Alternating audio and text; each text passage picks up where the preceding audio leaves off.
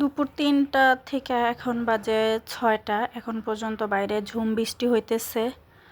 তো আসসালামু আলাইকুম, আশা করি সবাই ভালো আছেন, সুস্থ আছেন। আমি আলহামদুলিল্লাহ ভালো আছি। এই তো বাইরে বৃষ্টি মানে আমার মেয়ের কিছু খাইতে ইচ্ছা করে, ঝাল ঝাল। সে বলতেছে আমার ঝাল ঝাল কিছু করে দাও। তো ঝাল ঝাল কী করে দিব ভাইবা পাইতেছিলাম না। তো হঠাৎ মনে হইলো তাকে কিছু ফ্রান্স ফ্রাই করে দেই। তো যেই কথা সেই কাজ, সেখানে আমি 2টা আলু নিয়ে নিলাম।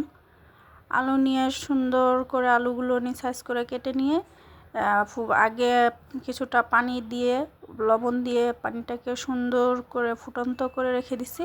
তারপরে আলুগুলো মানে 1 মিনিটের মতো করে এটাকে সিদ্ধ করে রাখছি। রাইখা উঠায় নিলাম। এখানে আমি দিতেছি লবণ, হলুদ, মরিচ আর সাথে দিব কর্নফ্লেভার, কারণ ওটা দিলে একটু ফ্রান্স ফ্রাইটা একটু সুন্দর করে মানে মচমচা হয়, খাইতে খুব মজা হয়। আর এটা মানে এটা দিলে ফ্লেভার মানে ইয়াটা সুন্দর হয়, মানে কালারটাও সুন্দর হয়। তো এটাকে আমি সুন্দর করে মাখায় নিতেছি। আর ও খাবে শুধু একা, আমার এই ধরনের খাবার পছন্দ না।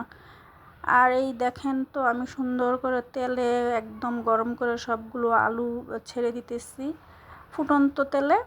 এটাকে সুন্দর করে আস্তে আস্তে আস্তে আস্তে করে একটু ভেজে নেব। মানে এটা তো অনেক তেল দেয়, আমি অল্প তেলের ভিতরে দিয়েছি, কারণ বেশি তেল দিলে পরে ওই তেলটা থাকে, ওই তেলটা ব্যবহার করতে তারপর সমস্যা হয়, কিসে ব্যবহার করব বা কি করব।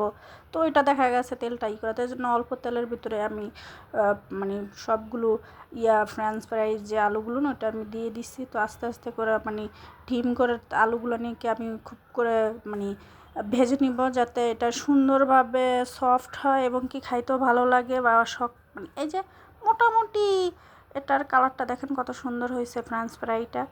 আর আমার তো এই ধরনের খাবার পছন্দ না, মেয়ে খুব পছন্দ করে খাইতে, বাইরে গেল এগুলো খাইতে চায়, বাসা প্রায়ই খাইতে চায়, তো মাঝে মাঝে বানাই দেওয়া হয়। আর আমি ফ্রেঞ্চ ফ্রাই বা অন্য যে কোনো খাবার আমি খুবই কম খাই।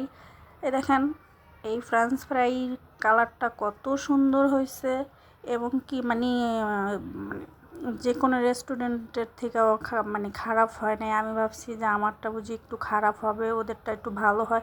তো না, মোটামুটি দেখি আমার ফ্রেঞ্চ ফ্রাইটাও সুন্দর হয়েছে এবং কি কর্নফ্লেভার দেওয়াতে ফ্রেঞ্চ ফ্রাইটা একদম মচমচা হয়ে গেছে, মানে একদম মানে দেখতেই মনে হইতেছে যে খুব লোভনীয়, খাইতে খুব টেস্টি হবে। তো এই তো আমার ফ্রেঞ্চ ফ্রাই হয়ে গেছে। কার কার কাছে এরকম ফ্রেঞ্চ ফ্রাই ভালো লাগে অবশ্যই কমেন্ট করে জানাবেন। আমার মেয়ের কাছে তো খুব মজা লাগে, আর সে তো এগুলো